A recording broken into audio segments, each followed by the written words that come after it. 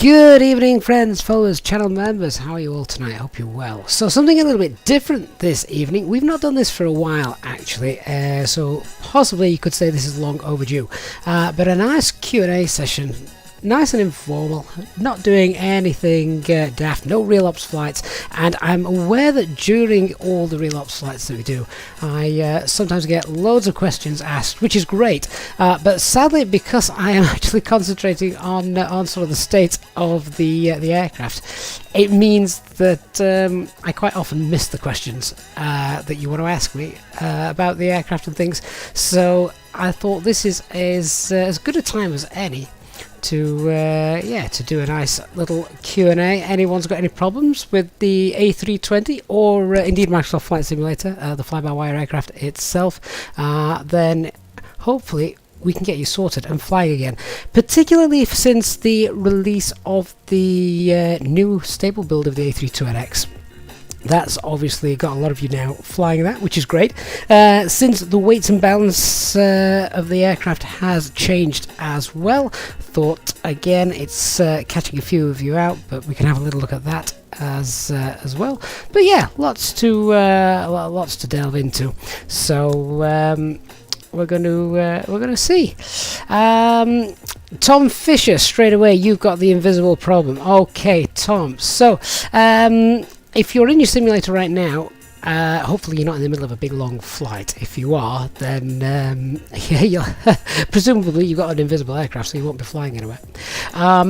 But the problem is the packages that you've got leftover installed from a previous version of the A320NX. Funnily enough, we had a video released a little bit earlier on today, actually, regarding this. So just bear with me a sec, and I'll get you a link to it. So bear with me. So if you are having the problem where you're having the invisible aircraft, hang on, I'm just going to try and pop the link to that video in there. So here we go. Let me just pop it in. So this is just in the chat on YouTube for anyone watching there. That link there, if you're having the invisible aircraft problem, check that video out, and that will show you how to make sure you can go through your packages, make sure you've not got anything daft missing, or daft installed. If you have more than one of the fly-by-wire packages in, they sort of clash against each other, and you end up with an invisible aircraft, and no one wants that. So good, Barry Bartson, hello, and Dark Fury, good to see you as well. Really nice to have some of the channel members in there with us. Good evening to Jake and Epic Scout as well. Owen 324 Ferran, hiya mate. How you doing? Not seen you on the live chat for a while. Mohammed as well. So, Mohammed, this is just real look, because you decided today that you're going to learn how to fly the A320neo. I was going to watch all the old tutorial videos, but now you can learn the latest. To be fair, Mohammed, the tutorial videos still stand. Very, very few things about the operation of the aircraft hasn't changed at all. There's perhaps some new features that have been brought in since that was since those videos were filmed, but if you check out the sort of real-world procedures playlist, that's probably the best thing to do, and that should get you started sort of right from the beginning, get you from A to B. If you're going to follow it all the way through, though, the whole flight, I can't remember the route I did on that. I think it was Gatwick to, I want to say Faro, because Faro's a nice easy place to go and land at. We like Faro, we don't have to think too hard about landing there.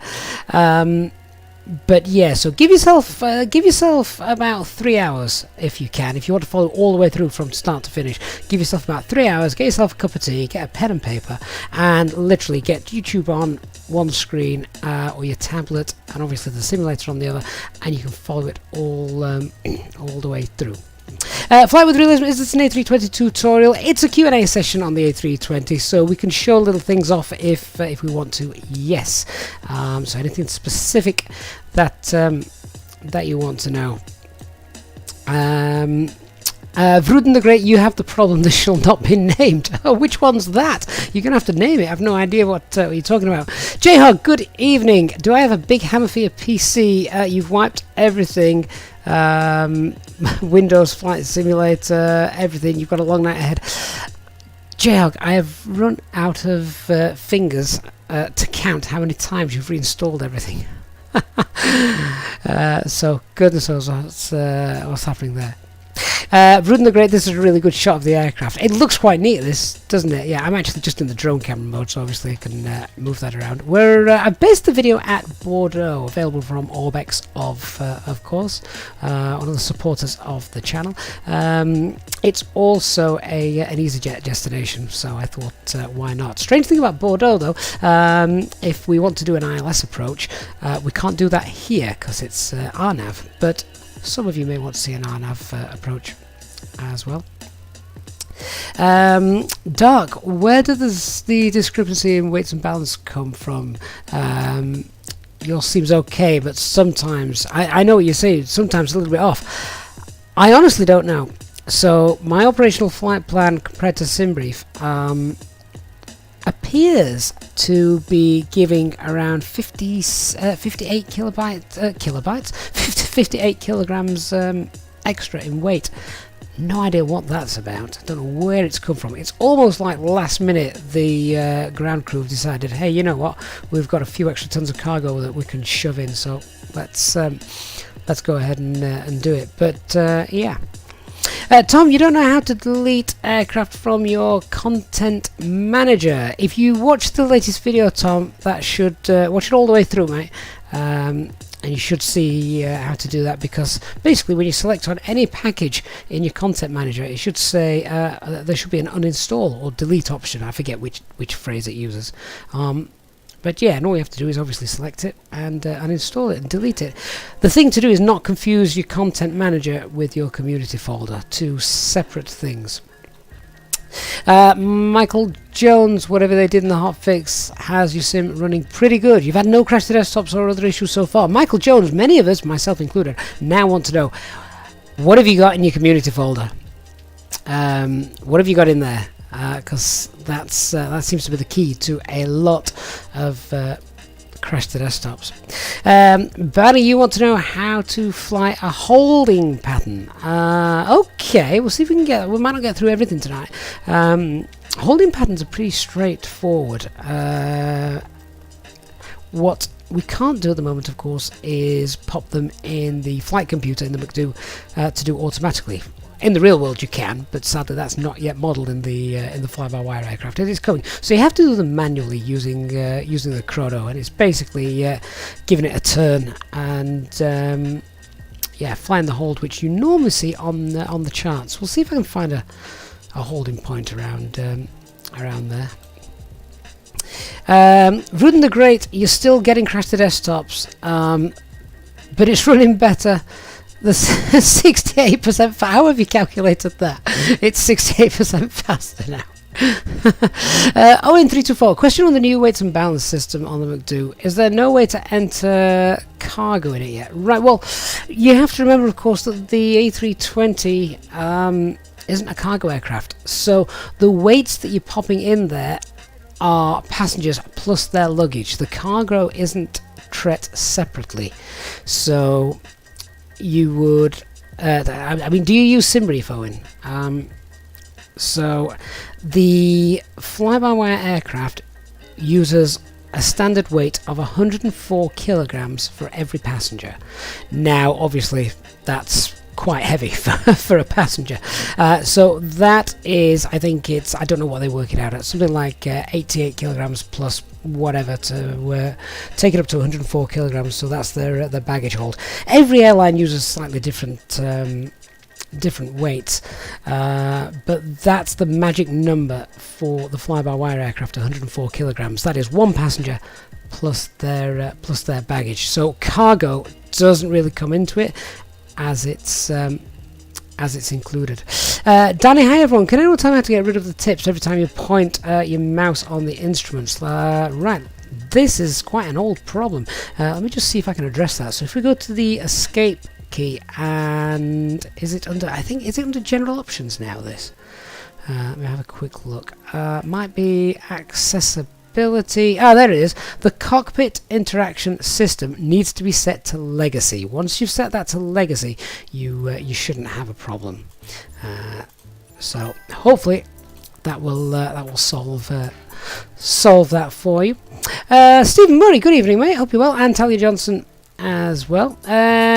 You cannot sign in, Stephen. What are you trying to sign into? See if you can help. Red Thread, when is there going to be a cargo option available in the MCDU working?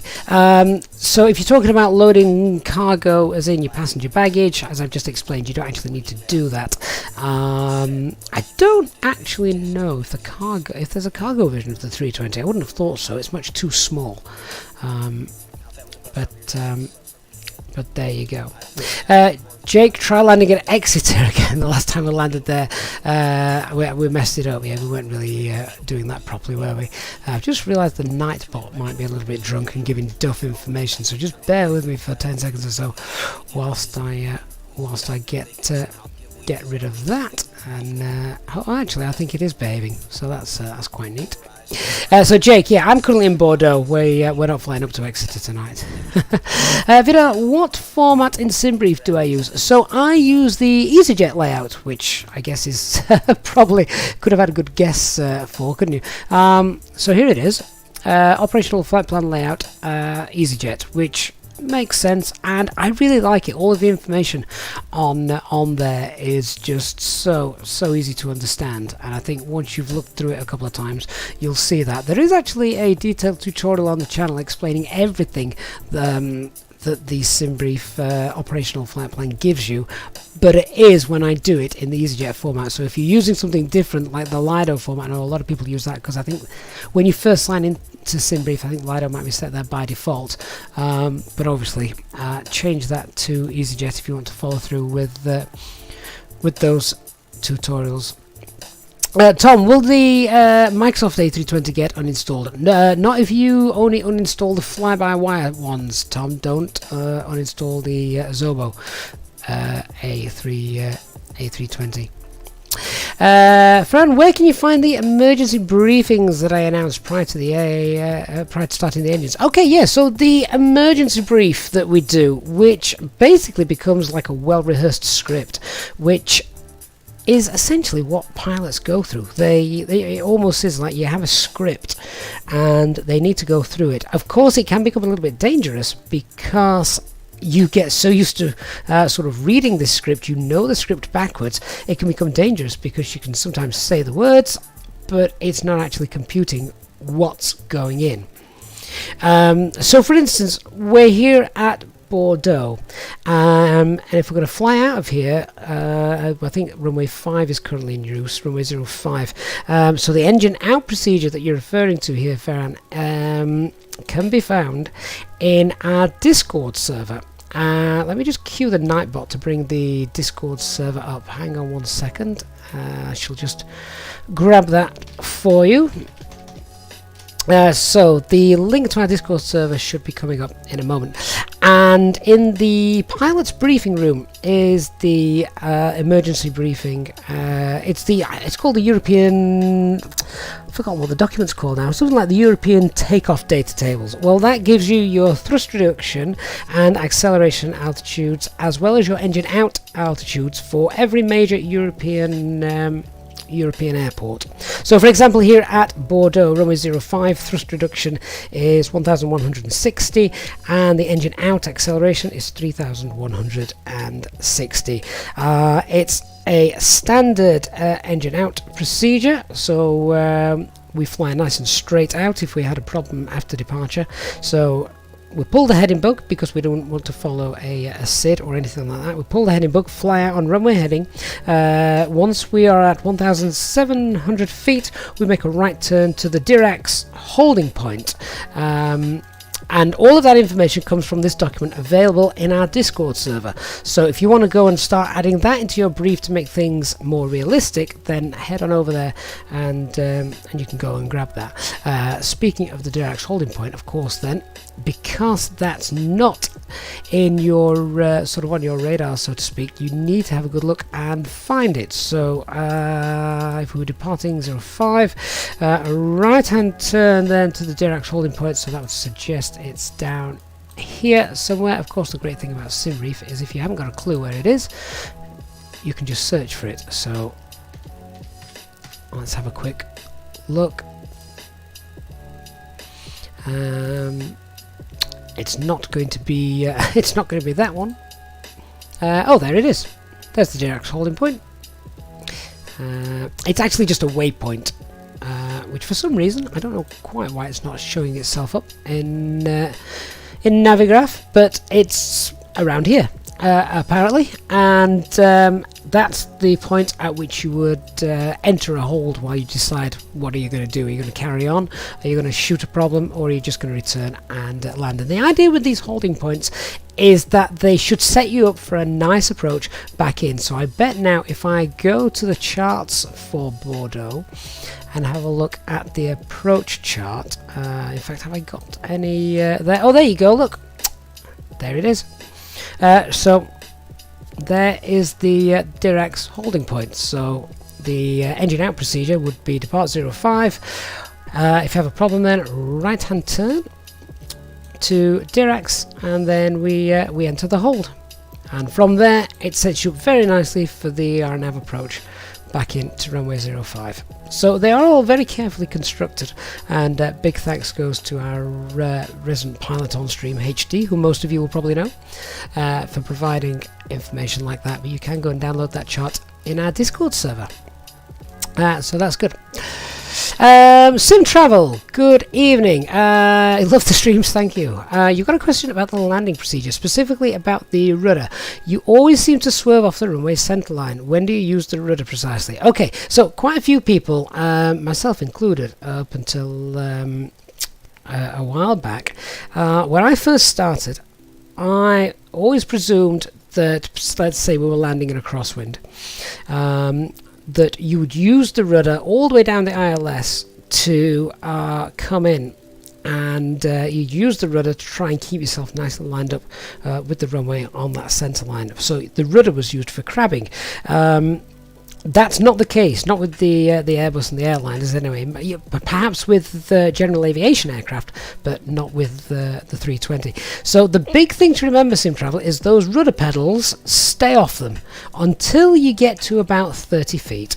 The idea is you're using the aircraft's roll and bank to try and maintain and crab your way all the way down to the runway, and then in the last 30 feet we just kick the rudder to line the nose up with the runway. And if you don't touch down heading in the same direction as the runway, that's when you're going to shoot off, because essentially what you're doing is, as you touch down, remember you'll be doing like 120, 130 mile an hour or whatever, you'll be touching down and suddenly you're going to be going 130 odd mile an hour down the runway, and if you're not pointed in that same direction of the runway, you are going to shoot off that runway very, very quickly as those wheels make contact. So it is difficult. It is difficult and an art to practice, but those rudder pedals are just footrests until you get to about 30 feet. So only in the last 30 feet do you use the rudder to sort of kick your aircraft back and line them up with the centre line. Seb, is there a fix for seeing other aircraft lights on VATSIM? You're struggling with seeing traffic at night. There is. Now, I've not got it installed and I've not used it, but on flightsim.to, yes, there is a mod. So I don't know if anyone's got a link to that. I'd be welcome for you to post it. But flysim.to, there is a mod knocking about for that, which I should probably get, because night flying when you've got aircraft, obviously, and you can't see them. This happened to me recently, actually, following Sim Update 5, which, as we know, screwed everything. the ATC VATSIM controller said, yeah, follow the aircraft passing left to right and to taxiway, yada yada yada. And I was looking at that, what aircraft? It's pitch black. I can't see an aircraft. But sure enough, when it got a bit closer, there it was. And typical, it was Ryanair. Another question. Sometimes you find that the thrust reduction, acceleration and engine out altitude procedures have different values than the noise abatement departure procedures of the airport. If so, how do you manage that? Stick with the documentation in our Discord server, Farron. Use that one because that one is based on real world procedures. So yeah, hopefully that clears that up. James Mr. 90, hello. How to get the vertical guidance on an RMP approach? So you're talking about the magenta brick, aren't you? Let's hop into the aircraft, shall we? I've not even fired her up yet. So let's just go ahead and do that. So you're talking about the magenta brick with regards to the vertical guidance. Now, I have found this to be very hit and miss, unfortunately. So there's nothing really you can do to make sure that that actually appears. It is pot luck, I'm afraid. There's no other way around it. It's pot luck. If it appears, sometimes it works and it's great. Other times it appears and actually it's doing you no good. It's just there for decoration, sadly. Hopefully in the future that will of course become implemented and become reliable. Sadly, until then, we're at the mercy of Zobo for that, unless FlyByWire could do something magical to get that working. But they're working on VNAV at the moment, and it will fall under that category. So, fingers crossed. In 324, you're using SimBrief, but you thought the luggage was counted under cargo. No. So when you're using SimBrief, you've got your passengers. Cargo, leave that at 0. Leave that at 0. You don't need cargo, so just concentrate on the passengers. What else we got? Adine Gamer, you don't have the A320NX, but hi. Adine Gamer, are you on Xbox? Is that why you don't have the 320NX? Sad news, it's not coming to Xbox, but I can kind of understand it because the aircraft's so complicated, I can't even imagine trying to fly it on an Xbox. Rudin the Great, you need more than one passenger in case you crash, you'll starve to death. Oh, what a vile thing to say, but it made me laugh. Danny D. London, you're welcome. Talia, you have to turn off the tooltips explicitly in there as well. Oh, for the information popping up on screen. Yes, yeah. LA Kids 143, hi mate, hope you're well. How do you determine which discontinuities to delete and which ones to keep? That is a good question. So the discontinuities will only be found in the experimental version of the A320NX. The experimental version, which has the custom flight plan manager, is really great. What you will normally find is the discontinuities are between the end of the SID and then the start of your main flight route, or the end of your main flight route and the start of the star at the other end. Go through, delete the discontinuities. The only ones you can't delete are the ones where before it says manual. And that is because at that point, whatever airport and approach you are doing, you have to manually sort of vector yourself in, or the aircraft would expect you to vector yourself onto the ILS. That is, of course, in the real world, you'd be following air traffic control instructions to vector yourself in. So, yeah, basically you delete all discontinuities unless you have to do a bit of manual flight. Let's just continue getting this aircraft set up. So I'm popping the APU bleed on, which for those of you who watch the live streams know that we have to do now due to COVID. So you can also get the APU bleed on whilst you're refueling, so don't worry about having to refuel and then get the APU on. You can have the APU running while the fuel truck is pumping your aircraft full of jet fuel, so so that's okay. Let me just quickly go through the flows. So we've got the standby setup, anti-skid is all turned on. We'll come down to the pedestal. We're not bothered about the radios today, we're not going to be using those. Switching panel, thrust levers are at idle. Let me just configure my spoiler levers, because there we go, that's sorted. So spoilers obviously retracted, flight deck door is open, engine mode select is all where they should be, flaps are up, and we turn the transponder on. And here in Europe we'd have that set to 2000 until being told otherwise by air traffic control. After we've done that, if we're going to do a little bit of a flight, let's just set that up to, in fact, if we're going to come back in or here, then 3,000 feet is fine. It's a good safe altitude. This is actually quite a difficult approach in terms of managing the descent, because you don't have very long to descend, but let's just set 3,000 feet. It's above minimum safe altitude, so that's okay. I'm going to set that then 3,000 feet. Pop the constraints on, make sure flight directors 1 and 2 are both turned on. Let's just get a little bit of light on the screens there. We've got loads of fuel to mess around with the aircraft this evening. We can leave the leave the first officer screens on as well. Right, we'll just wait for the aircraft to sort itself out. Right, okay, so Michael Jones folder, you've got nothing in your folder, you've got no mods, you've just got the stock Microsoft Flight Simulator aircraft. Yeah, that's fine. What you need to do then, Michael, is head over to the FlyByWire website, download their installer, and the installer will then give you the option of downloading either the stable, development, or experimental version, whichever you choose. Lee, good evening, mate. Lee Rose. Can I explain the managed and selected speeds? And do I have cheddar or brie on a cheese board? If I have a cheese board, Lee, I have a lot more than cheddar and brie. I like the fancy cheeses, so those with cranberry in and mango bits as well. Really, really nice. Myself and all the kids fight over them. So managed and selected speeds is pretty much almost self-explanatory just by the name. So managed speed, what's going to happen is, let's just talk through it. On departure, if there aren't any constraints, speed constraints on departure, which let me just have a quick look here in Bordeaux. There we've got one just there, although that's not very useful because so the maximum speed there is 250 knots. Well, let's just pretend for the sake of this question that shows a max speed there of 220 knots. So if you had a speed there of 220 knots, obviously you don't want to go above that until you've made this first turn.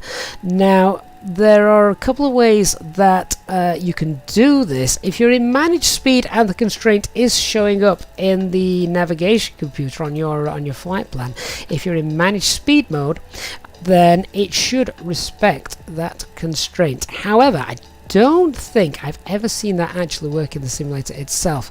So what you can do is in the performance page,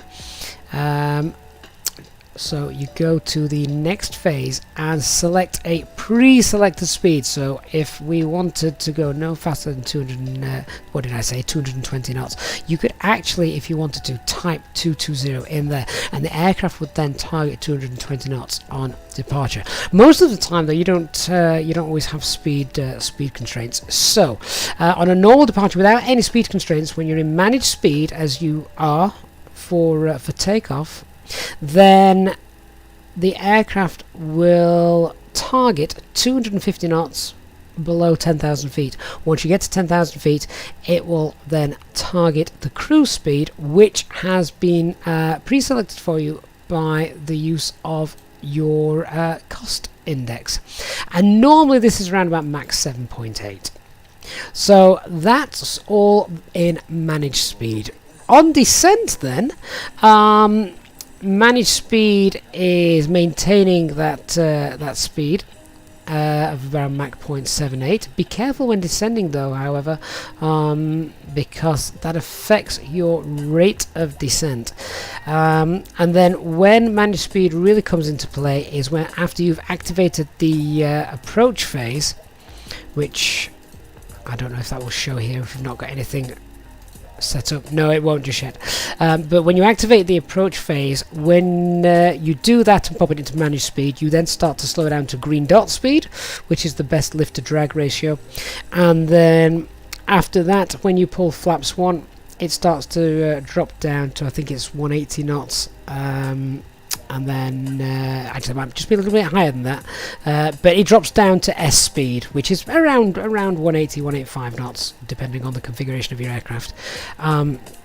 So it drops down to S speed, then when you go flaps 2, drops down to F speed. This is all if you're in managed speed, so you slow the aircraft down and it selects the speed you're going to fly with the flaps. Now, if you've watched live streams, sometimes that's good, sometimes that's bad. The problem you've got is, say if you're flying on VATSIM, so you've got live air traffic control, and they tell you to maintain a speed of, let's say, 180 knots or greater until 8 miles DME from touching down. Well, then you're going to have to come into selected speed and select that speed. And you can fly flaps 2 at 180 knots, no problem at all. And you've always got the flaps V speeds shown on the speed tape, and you've also got them shown just here as well. So yeah, hopefully that answers some questions regarding the different managed and selected speeds. Yeah, this is a delivery megapack for the A320NX. There is on flightsim.to there's dozens of deliveries, and of course there is the megapack, but I don't know how many of them all work since sim update number 5, so you need to be careful. You don't want to go and install like 300 gigabytes of liveries, because that's going to slow your simulator down. How realistic is the A320NX? Okay, so I get asked this question a lot. For day-to-day flying, I would say it's very realistic. It doesn't simulate failures and things like that, and to be completely honest with you, and I also get asked to try and demonstrate failures, but to be completely honest with you, failures is a well-rehearsed script. Again, I'm going to use that word. A well-rehearsed script and procedure between the pilot flying and the pilot monitoring. So trying to do that as a single-engined flight sim pilot wouldn't be very realistic. Now, should the Phoenix aircraft come out in a while, I'm going to be very, very interested to see how that is all managed and done as a single pilot, and what documentation that's going to come with, because if you are wanting to replicate and practice failures, emergencies, that sort of thing, then it's going to need a lot of documentation, because there's a lot of stuff you need to do properly, otherwise it won't work, and it certainly won't be realistic. Adine Gamer, I have a question about the default 320. Ooh. Is there a way to add waypoints to the MCDU without SimBrief or flight charts? You're more used to Boeing, so you might sound like it. No idiotic questions here. The default A320, you can add waypoints. So let's just let me just go to the init page here. So if I'm just going to pop in Bordeaux and again Lima Fox Bravo Delta. So just to say we're going to fly around Bordeaux just here, pop that in. Flight number, let's just populate this, FlyByWire, call it FlyByWire 1. Cost index of 8, which is what we're used to. Cruise flight level, I said we'd probably go up to 3,000 feet, which isn't a cruise flight level at all, but we'll pop that in, just so it knows we're there. So let me just see. So now I haven't got any waypoints at all, but you should be able to add this manually. So what I will do is, if we say let's depart from 05, and I don't want any SIDs for now, so we'll insert that, and then we're going to come in and land back on runway 05 using the RNAV for 05. And let me just have a look at that initial approach. In fact, I won't be using a star for this. At least I don't think I will. Let me just quickly flick through those charts. No, we'll not be using a star for that. So what I can do, oh actually, we could go out to Vavix. That'll give us a nice run in. Okay, let me pop that in. Okay, I will do that one. So the Vavix 9 kilo, I'm going to pop that in. I need to change the altitude. So let me just go down Vavix 9 kilo, enter that, and then via Dirac's for the arrival. And we'll insert that. Now, let me just go ahead and pop that in to, I'm going to put fly level 110 in there. I should be below 150 there, so that's fine. What's the minimum hold? Oh, minimum hold is 5,000. I'll tell you what, let's go with 5,000. I just need to update then. Change that. I just need to update the performance page then, don't I? Sorry, the init page 050. There we go. So in order to add waypoints, what you should be able to do is say after Dirac, if you click on Dirac, you can see there's a field there called next waypoint, so you can type in the name of the waypoint and add it there. Or if you were going to then take an airway from Dirac, you could press the airways button, and then you could type in the name of the airway. So let me just randomly pick one out of here. Virax might not actually even be on an airway, but let's just say we were going to take an airway, uniform Lima 176 there, for example. You could type in UL 176 and pop it over here. Now, airways always go on the left and the waypoints always go on the right, but you can actually look on the channel.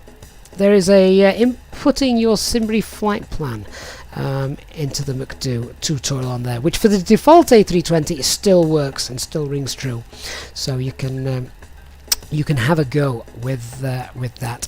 And if we just zoom out and have a look at how that flight plan works, yeah, that actually looks quite nice. If we were just going to fly a nice little flight here, that would be quite neat. Interesting. I'm still in France. Am I going to be an Air France sim pilot at this rate? God no. That way I'd have to fly the A318. David, in stable mode, autopilot suddenly stops during flight along with throttle control, which also freezes. What could be causing this? When you say in stable mode, do you mean on the stable build? Does the autopilot suddenly turn off? Because that's very strange. I don't know if you're... are your dead zone set on your controller? Because if you move your controller left or right, however you're flying the aircraft, then if you input a certain amount of control into the aircraft, it automatically knocks the autopilot off because the aircraft thinks you want to take control. So...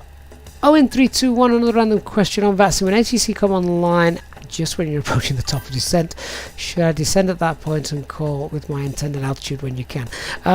Okay, so this has happened to me a couple of times, so I've basically already calculated where I want to descend to. If a controller comes online just before I pass where I want to start descending, I will contact them and immediately request descent. If I'm already in the middle of my descent, by the time they come online, I'll tell them my passing altitude and I'll tell them what altitude I am descending down to. So Easy34 off mic passing flight level 320 for flight level 140, something like that. And they'll either tell you to continue descent further down or stop your descent at whatever altitude. So hopefully that helps. Jonathan, good evening. Does the news from FlyByWire dropping out of the marketplace due to licensing, etc., have an impact to PC users or only Xbox? Only Xbox users. It just means it won't be in the marketplace, sadly. So, Mohammed, is this a QA session or a tutorial flight? A little bit of both. We're going to try and get in the air in a few minutes. Flight owner, when will we get holdings at from FlyByWire? That will come soon. The problem is they can't put a time on it, because if they did and they didn't miss it, and they missed it, they'd just get rinsed, wouldn't they? And they're all doing this out of the goodness of their heart, their own free time. They're not charging a penny for it, so they can't put a time on it, sadly. Do I know more about the Takeoff performance calculator on the touchpad? Takeoff performance calculator? Well, sadly that's not there yet, is it? But presumably it will be coming at some point, and it'll be in there, won't it?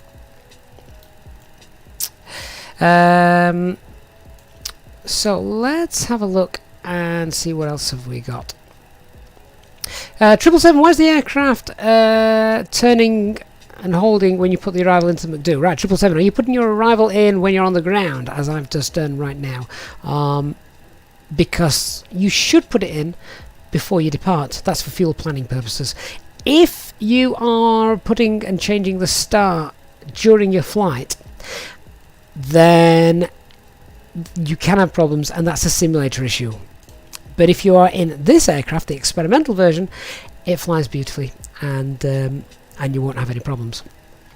Does SimBrief use latest information? Most of the time, yes. But you can get the METOF live from SimBrief, because if I just went here and typed in our airport that we're at, and I hover over the little icon just there, I might need to just put I might need to just put 2 in there. There we go. And now hover over it. Yeah, hopefully you'll be able to see. So wind 030 at 7. There you go. In fact, I am just going to make a note of that. 030 at 7, and our QNH is 1026. What's the temperature? 18 degrees. There we go. So yeah, there's the. That's not the 80s information. So it's important to differentiate between the two. The 80s information usually gives pilots information such as like what runways are in use, stuff like that. That's just the meta information. Is a Navigraph subscription required to fly on live air traffic control, given that the in-game AirAC isn't always up to date? It's not required, but it's very handy. So you can fly without the charts, but if ATC say you need to go direct somewhere or hold somewhere, or particularly they're more useful on the ground when they tell you to taxi somewhere. Right, okay, so I do want to get a flight in, which means I just need to go through setting the box up, so just bear with me a second. So we've got 3 nav green. We've set up that. I'm not going to pop an alternate in, so that's okay. We've got a flight plan already there. The RNAV page, what would I put in the RNAV page on this particular flight? Well, I'd put in the Bordeaux VOR, Bravo Mike Charlie, and that just gives me situational awareness. There we go, that's in there. We'll do the init B page. Again, I'm just going to let the aircraft sort itself out for this. We have only got fuel, we've not got any passengers, that's fine. Trip wind, I'm going to leave 0. Fuel planning, 1 ton, there and back. And we've got what, 9.4, so we've got more than enough. That calculates your takeoff weight then. That works. Our current weight is 55.7 tons, takeoff weight 55.5, because it assumes 2 tons for the taxi. It's not a massive taxi here, so that's fine. No alternate, because I haven't popped that in. Onto the performance page then, and have I got the transition altitude? So transition altitude is 5,000 feet. Thrust reduction here is 1160, but the acceleration is actually 3160, and engine out is 1160. And again, these figures are available in our Discord server. Flaps 1, and then calculate the V-speeds. Nice and low, because we're very light with no passengers. Now, do you recall me saying something about the maximum speed? If we had a maximum speed restriction on departure, which we're not going to have for this, but if our maximum speed was 220 knots for a few miles before a few miles out, then I wouldn't set 220 knots, because what I would set is the lowest characteristic speed on here that I could hit, which is nice and clean, so all flaps up, etc., 197.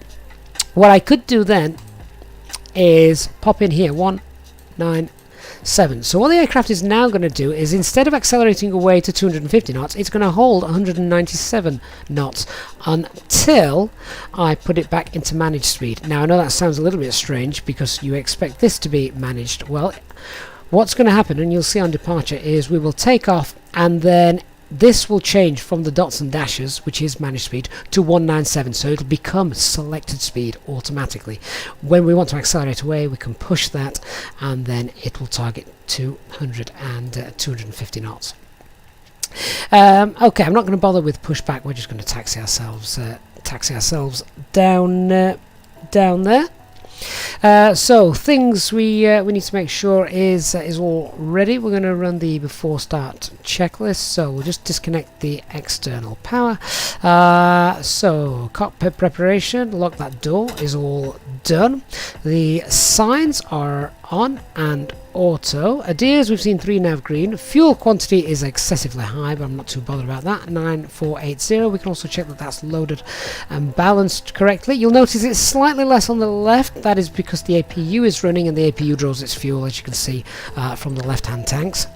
FMGS is all set and coded in quite nicely, and altimeter is, what was it, 1026, wasn't it?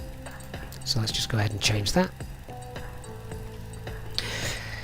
Okay, I'm going to start the engines on the stand. Before we do that, then let's pop the rotating beacon light on, and we also want to check the acupressure is in the green. As you can see here, it is not. If you have opened the cargo door, however, then that brings online the electric hydraulic pump, which will pressurize the system there. As we haven't done that, we can do that manually by turning on the electric pump just here,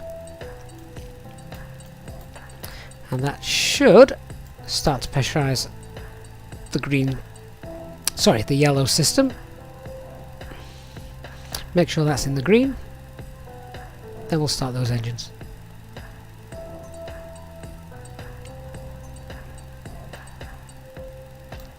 There we go. We can also set the transponder to standby, as we would do when starting the engines. That's all now done, so let's get that turned off.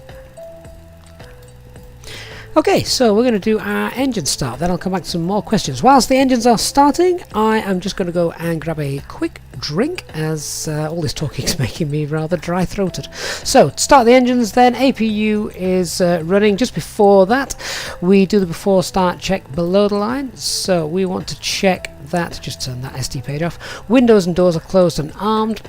Our rotating beacon light is on. Mobile phone would be turned off, and parking brake is on. Okay, so we're now going to start engine number 1. So engine mode select to start, and starting engine number 1. We're just going to watch the spool up. While it does that, I'm just going to have a quick drink for a moment, so just bear with me.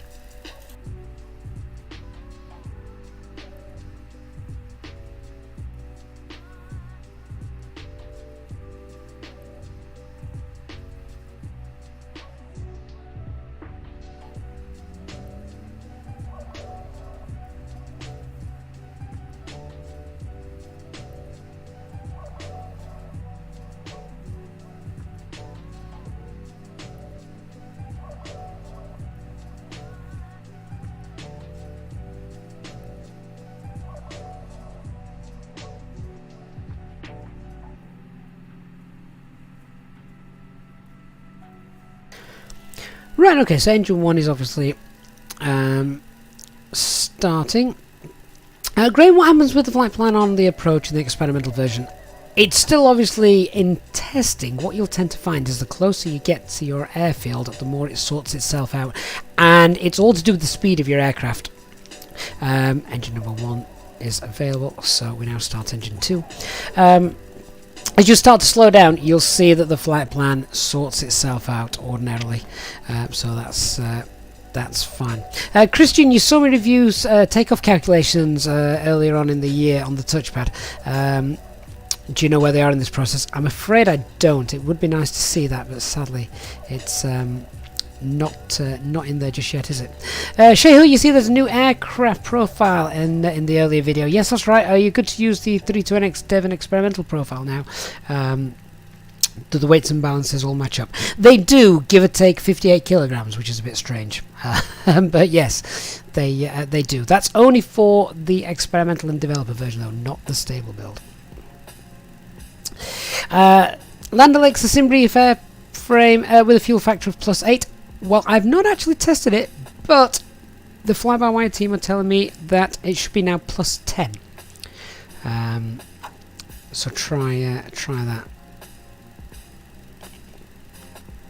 Flight 1, 2, 3, is there an issue with FlyByWire now? No, not that I'm aware of. Right, engine number 2 is now available, so we start the chrono. The reason we do that is because your engines need to be running for 3 minutes before you set takeoff power. So we've just started that, and that's okay. So we're going to taxi out to runway 05. Let me just check the charts of this, because I'm doing this very much ad hoc. Do you know what? I don't even know where we're parked. Let me just have a quick look. Have we got a...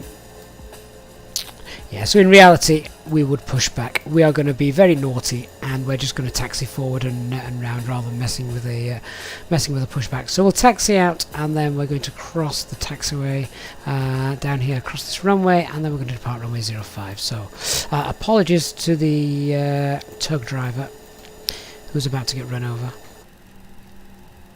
over. So before we move, we pop our taxi light to on, and we just need to do the after start flow. So engine mode selector to normal, get that APU bleed off, anti-ice is not required, and we're going to set the spoilers, we'll arm those, rudder trim wants to be set 0, flaps 1, and then we want to set the aircraft's current C of G, centre of gravity. The way we do this is we go to the fuel prediction page, and we can see the centre of gravity is on 25. So Control 6 will give you a good view, and this is quite nice, the fact that it's bang on a divisible number of 5, because that's how these are shown here: 20, 25, 30, 35, etc. And we want 25 to be lined up with the arrow, so we're going to set that just there. So the after start checklist, anti-ice is off, ECAM status is all checked, and pitch trim is 25, rudder trim set 0. Okay, we can also do a flight control check as we're sat here. So you would want to go full left, full right, neutral, full up, full down, neutral, and then the rudder as well, full right and full left. They're all done, so I'm going to release those parking brakes and give it just a little bit of thrust, and then we'll run over the tug driver. Clip said it, was I logged on as Gatwick Ground today? No, I wasn't. So auto brakes to max, and I'll also just ding that cabin crew as well. Please prepare for takeoff. I really want a non-American accent on there. Thankfully they are coming at some point. LG Lambs, am I planning on doing Manchester on the airport briefing series? Yes. Yes. Definitely. We need to do Manchester and Gatwick, don't we? Particularly as an EasyJet flight simmer. So Land O'Lakes, the current airframe that I use, is available to download on my latest video, so you can check that out. And I use a performance fuel factor of +8. So at this point, we'd just be going through the performance engine out procedure, departure and stop altitude checks, abbreviated to PEDS. So P for performance, that's basically just checking the QNH, which apparently now if I hit letter B is 1025. Makes no difference to us as we're going to be doing a toga takeoff. Engine out procedure, we've already said, is a standard engine out procedure, so we would pull the heading bug, fly nice and straight, and then when we're at 1,700 feet we'd make that right hand turn to the Dirac's holding point.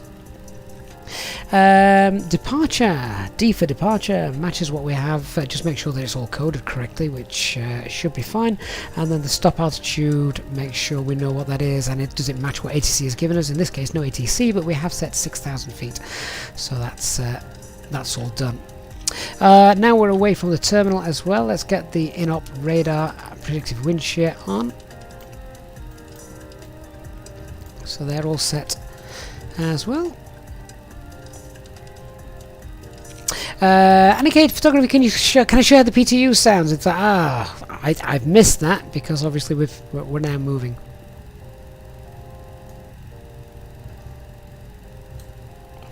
Callum, now you'd think there would be smoke coming from the keyboard right now, but I've already answered the questions. Excellent. Looking forward to watch back later. And don't forget to like. Oh yeah, thank you so much. If you have liked the stream and you are enjoying it, please do hit the like button. It makes a massive difference to the channel. Shayo, can I confirm the A320NX Devon experimental airframe profile is 100% good to go? 99% good to go. You still get around 58 kilograms difference. I don't know why that is, but there you go. Brent Smith from Christchurch in New Zealand. Oh, fantastic. You literally are the opposite side of the world. Thank you so much for watching.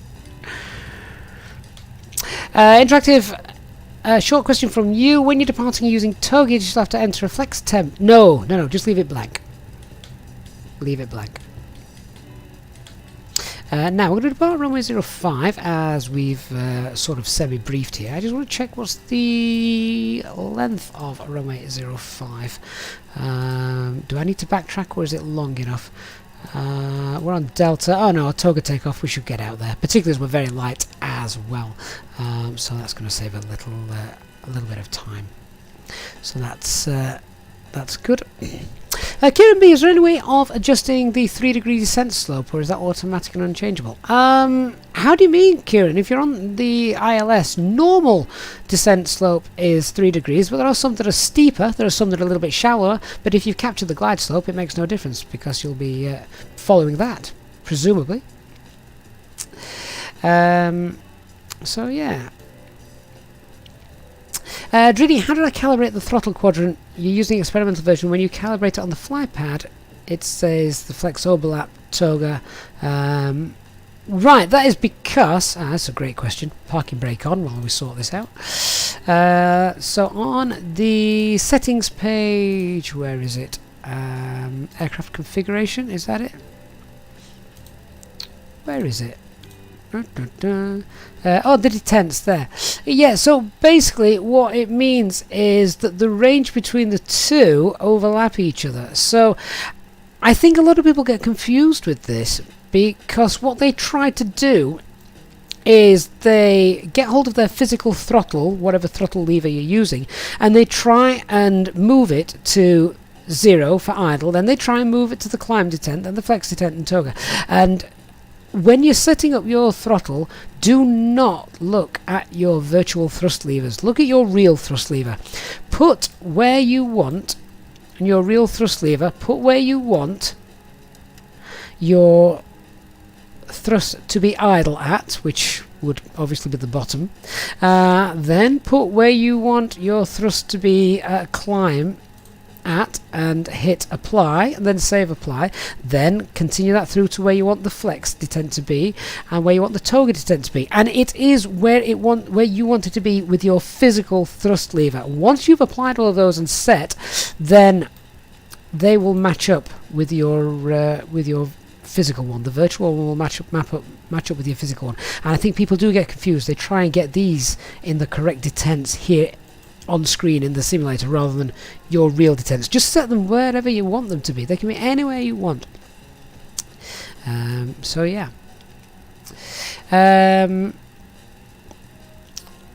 Get to the chopper. You do not take off with toga, always with flex.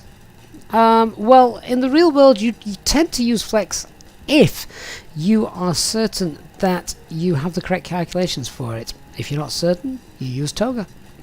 Toga is used on multiple runways around the world because they're very short, and of course if you're heavy or the weather's not playing ball, toga is always safer.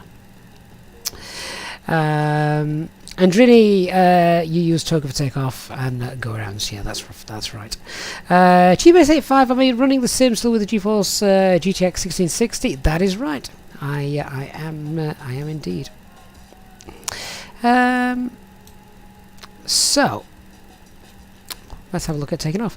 Get to the chopper. You can only do in the real world. You're talking about being realistic. You can only do a flex takeoff if you have the software available to calculate a flex takeoff. Now, I'm lucky in that occasionally I have the real world figures to pop into the real world calculator, and it comes out with a flex takeoff. But if you haven't got that, then there's absolutely nothing wrong with a toga takeoff. Toga takeoff is always safe. And as Captain Sam has now just asked, how do you work out your flex temp? And you take it Autoland doesn't work with modern airports. Autoland should work with all airports that has an ILS there, but of course only Cat 2 and 3 normally. But how do you work out your flex temp? You need the software to do it, which obviously real airlines have, and there are 1 or 2 flex calculators banging around on the internet. Sadly, the real world, the one which we all used, and I've used in some of my tutorial videos, no longer exists, which is really annoying. Right, should we get in the air then and have a look at this? So we've done our flight controls checks, departure briefing. We're just going to go straight out and then turn back towards the Drini point. Is it Drini? Sorry, Durex. And then yeah, then we'll do it's an RNP approach. Back onto runway 05. Flap setting is config 1. Set. FMA and takeoff data 122 blue, 127 magenta, climb nav blue, 1FD2, 6000 blue, and toga. Transponders set, ECAM memo takeoff no blue, electronic flightback is stowed. Before we line up, we want to check that our approach path is clear. Of course it is. There's no one else in the simulator than me. And as we get ready to depart, we'll get all the lights on. We'll turn pack 1 and 2 back off, and we'll pop the transponder on as well as TCAS. Before takeoff checklist below the line, cabin is secured, engine mode selector to normal, TCAS TARA, packs are off, anti-ice not required. Let's line up.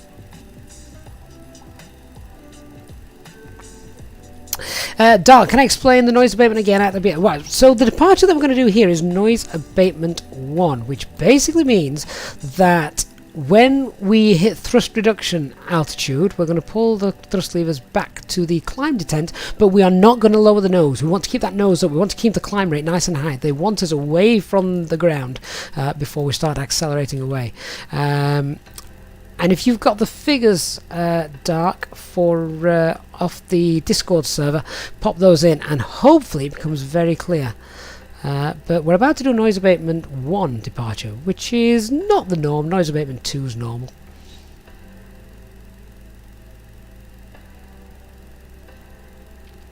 So now we're nicely lined up. And we're good to go. You can see that we've been chatting around and faffing for 12 minutes, so well above the 3-minute margin needed to run the engines at full thrust. So just cancel that, and then we would start again prior to takeoff, just so we have it for our fuel planning purposes.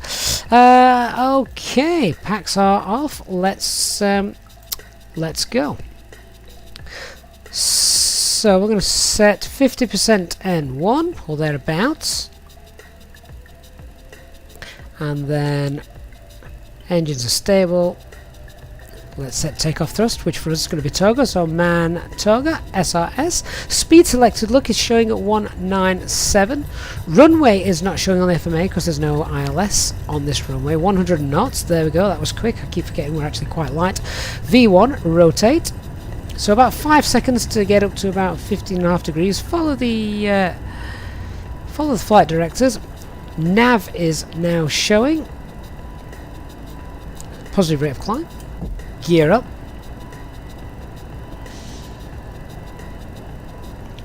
And in a minute then we're going to hit the thrust reduction altitude. There we go. Lever climb is flashing.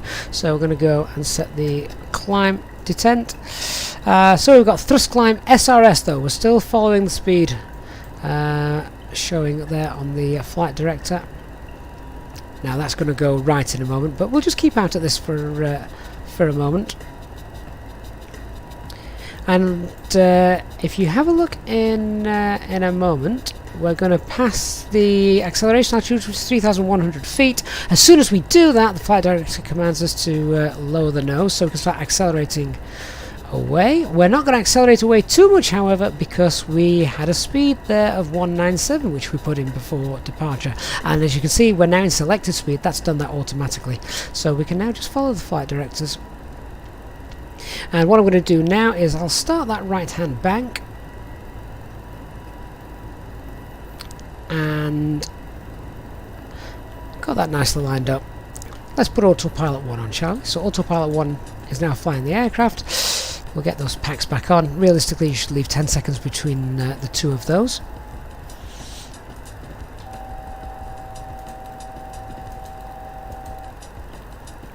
So it's now holding 197 knots. I'm happy, as I've just demonstrated that, to go into managed speed now. So to accelerate away to 250 knots, we go into managed speed. And you can see now 250 is showing in magenta. N1 is increasing, and we're speeding up. We're past S speed, a long time ago we're past S speed, so let's clean up the aircraft. Flaps 0, and disarm the ground spoilers.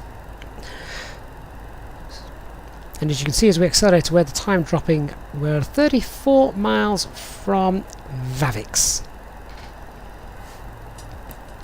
So what we'll do is we'll come and fly the route that's given. So we'll come in from Vavix, and then at Dirac we can perform a hold if you wish. Let me just check, because we'll have to do this manually.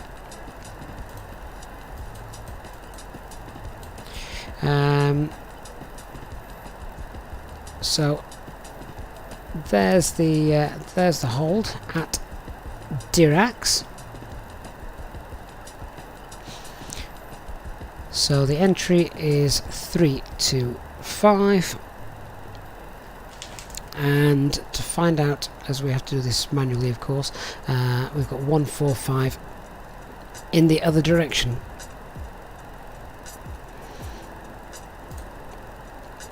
So we're now at 6,000 feet. We're going to hold 6,000 feet as we do that.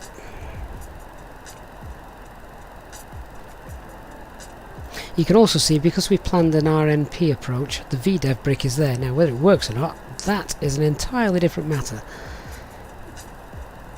I guess we shall have to wait and see. It would be nice if it did work. What I'm very quickly going to do as well is I've not actually briefed any of this. So we've got speed restriction, yeah, 220 knots at Dirac. Now, given that we are already at 6,000 feet, 250 knots, we're not going to go any faster. I'm going to hold 250 knots. In order to do that, I'm going to pull the speed bug, so 250 knots. I'm then going to arm the approach. Just before I do that, I'm also going to enter the weather information that we got whilst we was on the ground, which is 1026. Oh, try that again, shall we? 1026. A temperature of 18, and that wind was 030 at 7. Transition altitude here was 5,000 feet, and the decision altitude for this approach is, runway visual range is well above 1,600 meters, is 520. We have to use this because we can't use the we don't have VNAV working, so we only have LNAV, so it's going to be 520 feet. There we go. So let's just come down to the questions again. See how we're doing. See how we're doing there. My apologies if I have missed some of the questions you may have asked. So, indeed, my apologies for that. Gary Melvin, how you doing, mate? No one to hold and no one to fold.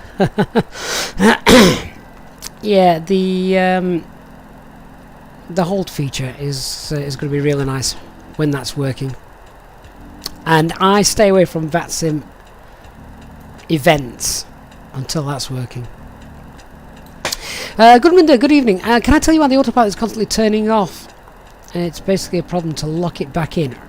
Right, I'll bet what's happening. Goodman, next time it happens, can you just check for me? Up here where it says speed on my display, does it say toggle lock when that happens? A lot of people are getting this. And that happens when your angle of attack has become too great and you're losing energy. So toggle thrust is commanded and it knocks off your autopilot. So a lot of people are having that issue. Velux, would you say my specs are good enough to run 60 FPS? No. No.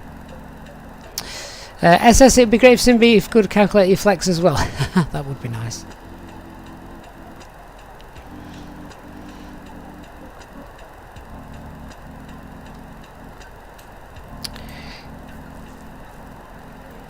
Flysim123 had to do autopilot speed in the Cessna citation. You're asking the wrong bloke. I don't even know if there is auto thrust in the Cessna citation. There's not in the CRJ. Goodman, doesn't matter, it can happen any time. Doesn't matter, but I want to know when it does happen. What's showing up here in the top left of your primary flight display? Right, I just want to get this chart back up. So Diracs, we're going to hold at 5,000 feet. So let's just drop that down to 5,000 feet, and we're going to set that. We're going to pull it, open descent, drop down. Christian, good evening, mate. Hope you're well. These clouds look good. This is live weather as well, by the way. It's just not live time, obviously. Okay, so I now want to start slowing down before we come back to enter the hold at Diracs. So we've already we're going to activate the approach phase. I don't think I've already done it. No, there we go. We're going to activate the approach phase, and that's now done. I want to start slowing the aircraft down, so we're going to go into manage speed. That's going to target green dot down here. HD, good evening. Right, well, whilst I concentrate on flying this very, very quickly briefed RNAV approach, I'm going to hand over all questions non-flight simulator related to my wonderful PM. There we go, Alt Cruise, and let's set local pressure.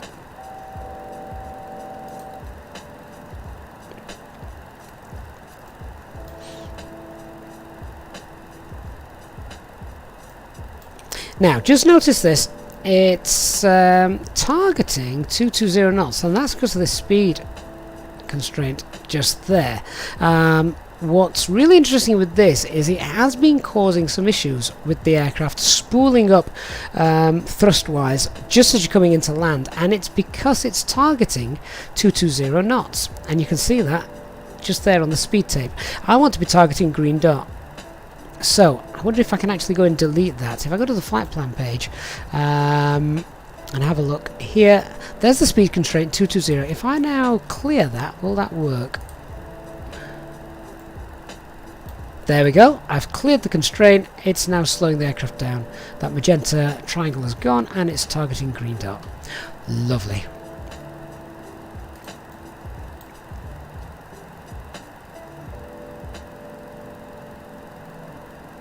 When will the weather and TCAS be available in the experimental version? I don't know, but I'll be very happy when it does.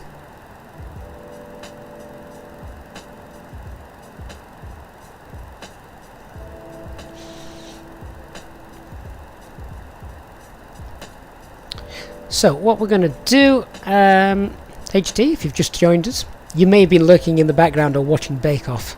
That's I'm aware that's on as well.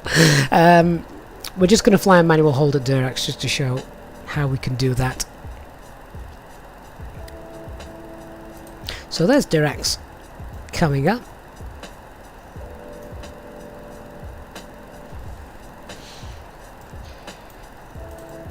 And just want to go back into open descent and make sure we get down to 5,000 feet just there. William Blandon, good evening to you. Hope you're well.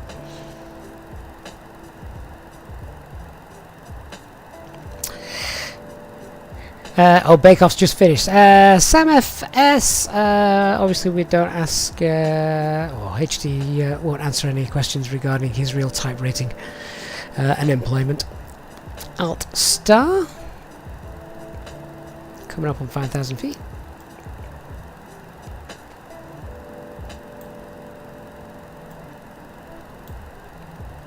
So, very quickly, just before I enter that hold area, this is what's going to happen. We're going to fly a single hold. We're then going to leave Dirac. We need to be 5,000 feet, 220 knots maximum at Bravo Delta 054. And then we actually don't have too far at all before we get down to 3,000 feet, which is mandatory. Look at that. We've just got 5 miles to lose 2,000 feet, which is slightly above a 3-degree descent path, so nice and slow. We can even configure a little bit as well. And we're going to remain at 3,000 feet until we get to the final approach here, which is IBD 05, and then we're going to get down to 2,000 feet.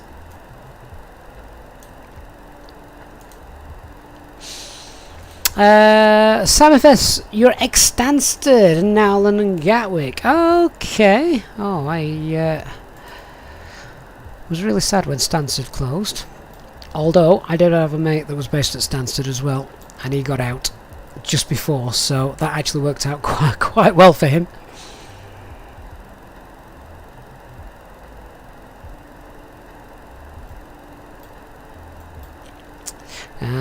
Constraints are turned on just here. I just want to go through because I thought I saw another speed restriction. Is Bravo Delta 054 got a speed restriction as well? Yeah, I'm going to clear that out because that's a maximum and I don't need to worry about that. There we go.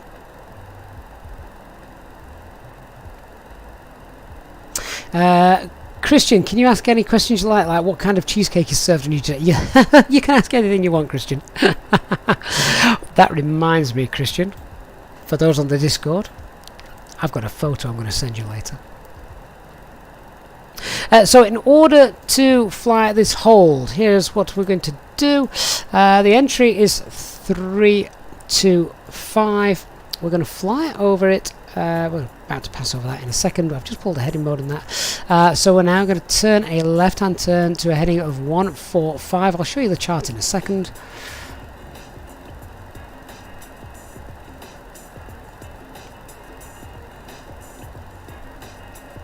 There we go. So we're just entering the hold there. Here's what we've done. We've just hit Dirac. We're then going to fly, as I say, 145.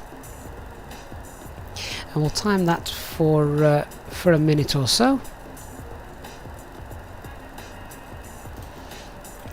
Holdings are great. I've done it flying into London Heathrow a couple of times, and I don't mind holding the hold because you just get to sit there, have great views of London, and also watch all the other aircraft underneath you as they've stacked you up.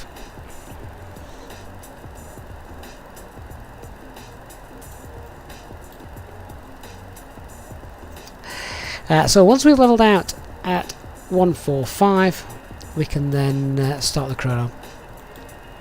HD, that's a good point. We've got a light wind, so I can pop that in track, and then we don't have to take wind into consideration.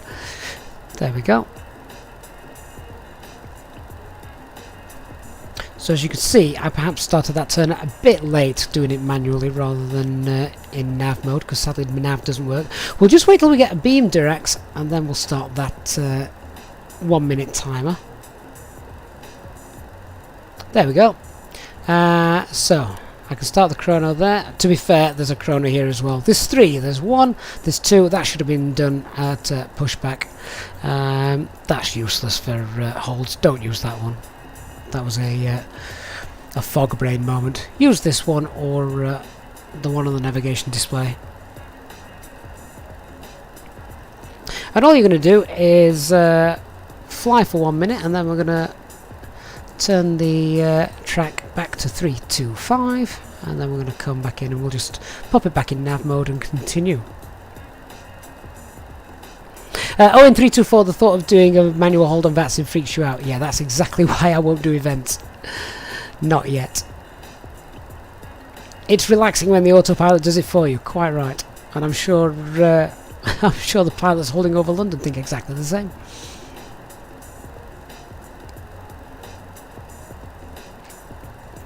HD, I knew you were going to ask this question. There we go, 1 minute. And let's pop that back now to 325. Make sure you turn the dial the correct way as well, of course.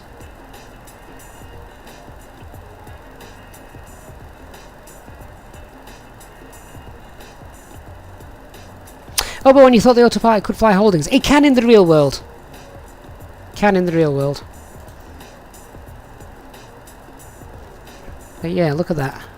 Passengers get a beautiful view. I mean, to be fair, there's naff all to look at over here in Bordeaux, but over London or a nice populated area like New York or something, I'm sure that's very interesting.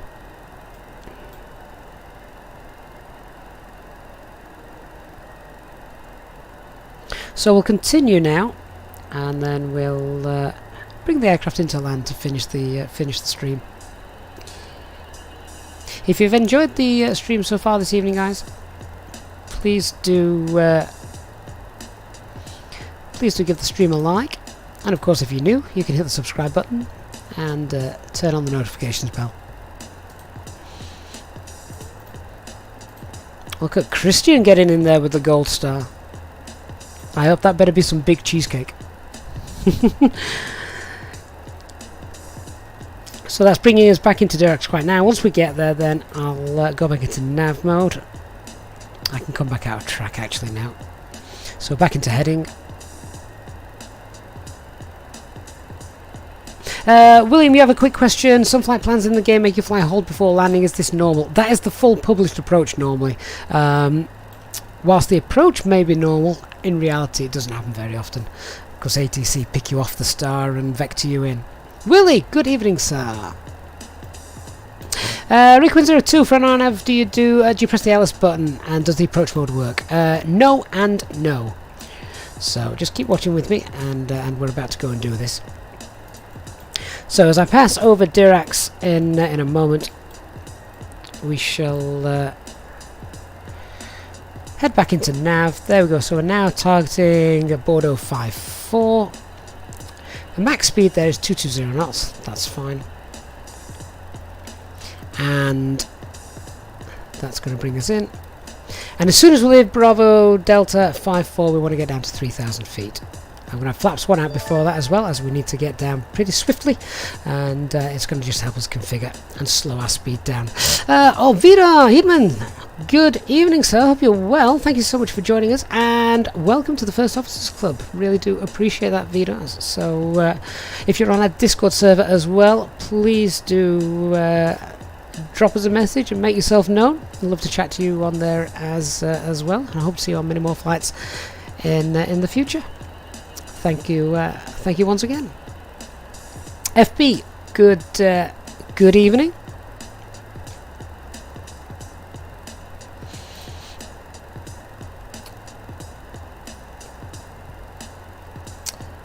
Just having a look, see if we can actually see the airfield at all. Sadly, I don't think I can, but that's okay. So we're actually a little bit slow. We could potentially have been a little bit faster, but I would be looking to slow down now, just because I've got to lose 2,000 feet in under 5 miles. Which makes me think. Alan, your 320 is always stuck in runway heading mode after takeoff and won't follow the flight plan. That's strange. If you're on our Discord server, Alan, please do post a couple of screenshots. What happens when you press the heading bug in to pop it into nav mode? Can you not get nav shown there? If so, it suggests that there's something not quite set up in the MCDU properly. Leonardo, we're about to do an RNAV approach right now. So very quickly, we are approaching just here, Bravo Delta 54. We're then going to descend down to 3,000 feet, and then the initial fix is just here, 05, at which point we're then going to start to descend to 2,000 feet, and then we're going to follow the final approach track. And it's a glide path angle of 3.4 degrees. So we're going to do it in nav FPA mode, and I'll show you how we do that shortly. But 3.4 degrees, so a little bit steeper than a normal 3-degree approach. JF89, thank you so much for your $3.99 donation there. Really do appreciate that. Hope you've enjoyed the stream so far. Thank you very much for that. Okay, so I'm going to go flaps 1 now. So flaps 1, speed checked. We're going to get down to 3,000 feet. Oh, let's try that. As we're slowing down as well, I'm just going to set 1,000 feet just there.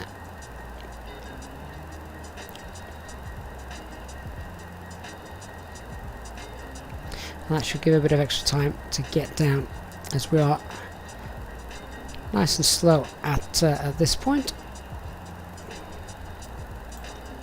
So just checking my ground speed and then my VS speed. That looks okay.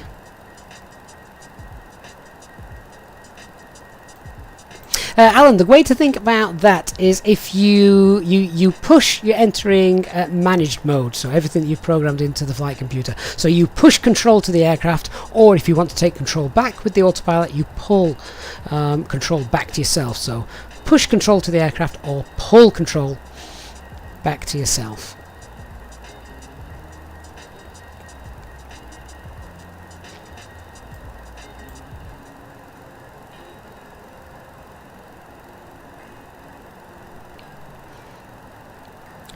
So we're just getting down, and then there's another speed constraint just there which concerns me a little bit. I'm going to go in and clear that as well.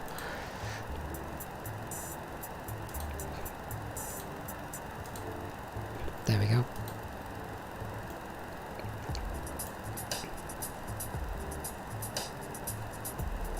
Okay, we can also go flaps 2. To do that though, I'm going to keep the speed where it is and now set flaps 2. That's going to add lots of drag.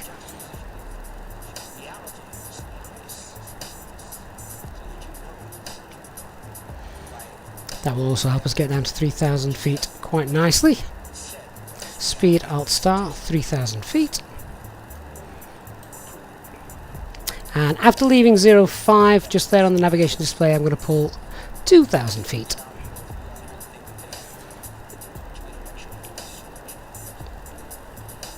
Now we're at 3,000 feet, is a good time to roll our speed back.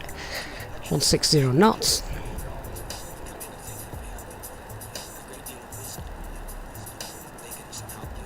And then we can look to configure the aircraft fully as we go down the 3.4 degree glide path angle. The VDEV bricks come alive, but not entirely sure how accurate that is. Sadly, it'll come.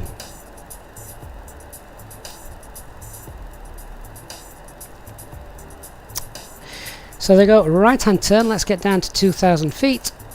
We'll pull that, open descent, 2,000 blue.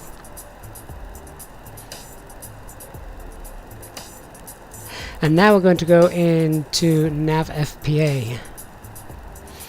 And we start that 3.4 degree descent at 0.05. Fox Bravo Delta 05.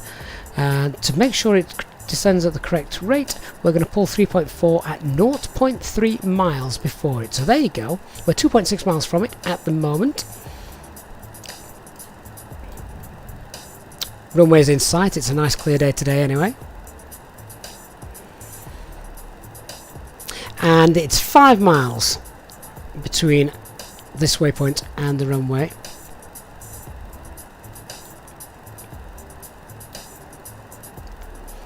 HD, shush, don't tell anyone.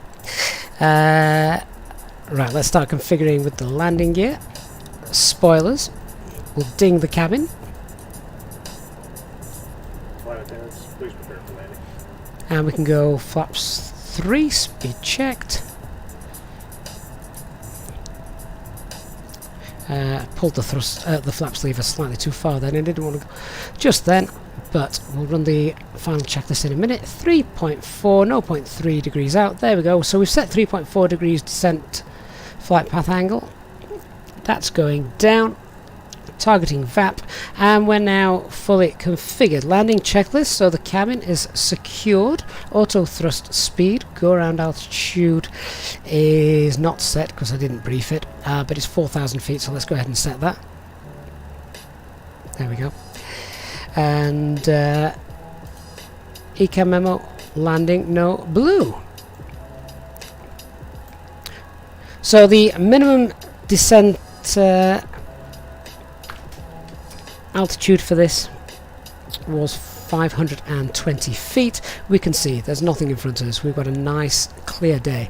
What I'm doing now is checking the distance here. When I get to 3 miles, I should be at 1,280 feet, which the chart tells me here. 3 miles, 1,280. So let's just check that.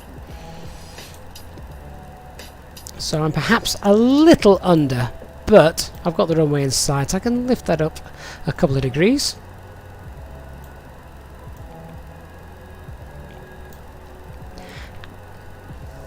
And you can see those pappies are telling me I'm too low anyway.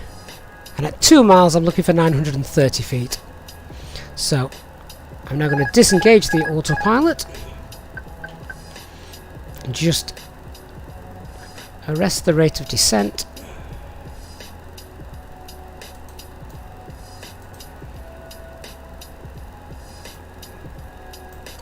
And as we turn that off, we should also have the flight directors off as well. 500. Let's just get back on that correct glide path angle there. We should be at 570 feet at 1 mile. 400. So I'm not too sure the pappies are giving correct information there, because it says we're too low. Actually, that VDEV brick's looking pretty good on this occasion. There's the minimums. We'll continue.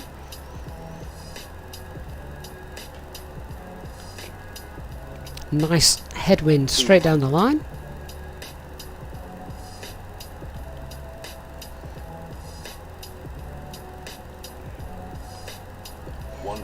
Yeah, Pappy's giving rubbish information. We'll ignore those. 50, 40, 30, 30 knots, we cut the thrust. 20, Just start the flare. 10, Which 10, 5, we overflared too much there. I need to practice with this new weight configuration. And I did discuss that in the video I uploaded today. It has changed the amount of flare we put in. You saw me there put a bit too much in and start to float away, so I quickly had to correct that, but never mind. Anyway, there we are, back on the ground.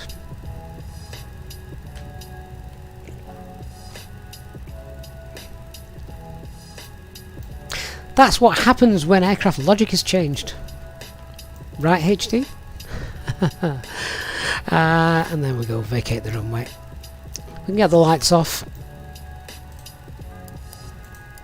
Start the APU, switch that to taxi. Oh, one too many. Flaps can come back up.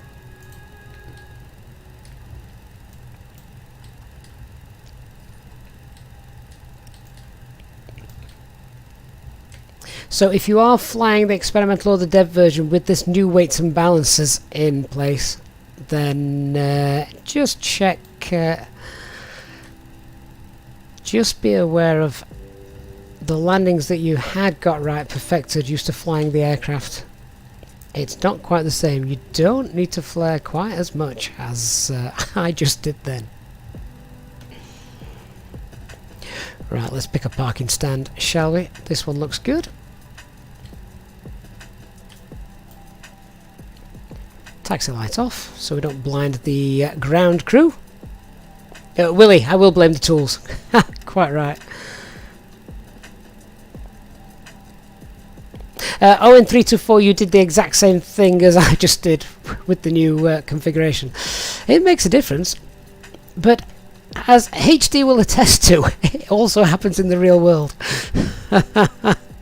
So don't feel too bad.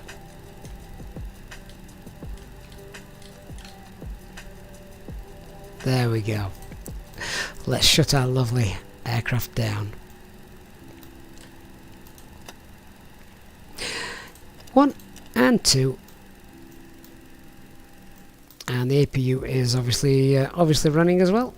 Let me just clear the logbook. Seatbelt signs can come off, and rotating beacon light can come off as well. I'll leave the APU powering the aircraft. Right, guys, that is about it. So sorry if I didn't get around to answering your question, but I think we got through quite a bit whilst we were on the ground before doing that little flight around Bordeaux just there. Really nice scenery again. Big thanks to Orbex for providing this for us this evening. Hope you have enjoyed the stream tonight. If you have, please do give the stream a like, hit the subscribe button, and turn on the notifications bell if you're not already a subscriber, of course. A big thanks to those of you who have donated and contributed to the stream this evening, and as always to our Easyjetsimpilot channel members. Really big thanks to that, and a big thank you to everyone who's helped us reach 16,000 subscribers today as well. As always, a big thanks to HD. It's always great to see him on the stream. And if you did have a question that I didn't get around to asking, then please either join our Discord server, or you can leave a comment on the video down below, and I shall come back to you. Hope you've had a great day, everyone. I look forward to seeing you on the next flight very soon. Hope you have a great evening. Thanks so much for watching. Bye bye for now.